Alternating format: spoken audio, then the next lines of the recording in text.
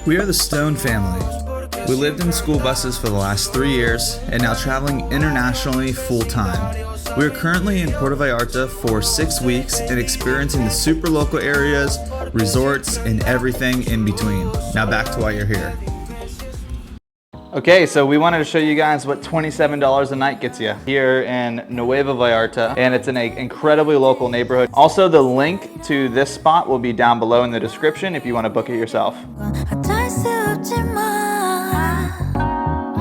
Okay, let me show you what I do love about it. Come on in. We love to cook when we travel, especially in our own house. However, here there's minimal counter space. There's an induction stove, a tiny fridge. It was suitable for us, but if we were here long term, I wouldn't have loved it. Thankfully, they installed a little pop-up table, so we did have extra counter space that was Shanti's eye level the entire time we were here. So where I'm standing is the middle of the entire living area. So behind you is the kitchen, here's the dining, and there's the living space. Pros and cons, really cool. As a family, you get to hang out together, but if I needed to work and she was eating, and it's a little bit crowded. Welcome to the bathroom. Here's the shower right now. My mom always showers in here with me. The bathroom is one of the nicest parts about this space, but many homes in Mexico actually don't have pressurized water. It's the big, like, 1,000-gallon jug on the roof, and it's just kind of gravity fed.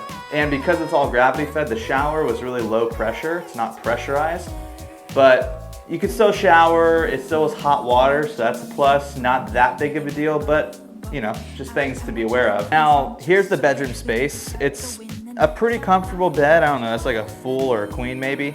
That was fine, but once again, no storage for your clothes, no storage for anything other than this right here, which was all open storage, which was fine, but when you got suitcases and stuff, you know, all of our stuff was kind of laid out all around because there was nowhere really to put anything. But it came with some hangers, and overall it was pretty comfortable. But the main thing to remember is that if you want to travel outside of the local neighborhood, which was the best part about staying here, you got to definitely Uber, and everything's kind of far away that you might want to get to from this location. But the local neighborhood, more than enough made up for it. So one of the things we really did enjoy about the bedroom and the front space is that it has these really nice big sliding glass doors, which was, we don't have like an amazing view or anything, but all the natural light made it really nice in here. Has some ceiling fans and the AC unit, which is right behind the camera. It feeds both these areas, and that was really nice to have too. After a nice hot afternoon, we could just turn on the mini split, and that was really nice. So another benefit about this spot is that we have a nice little patio area.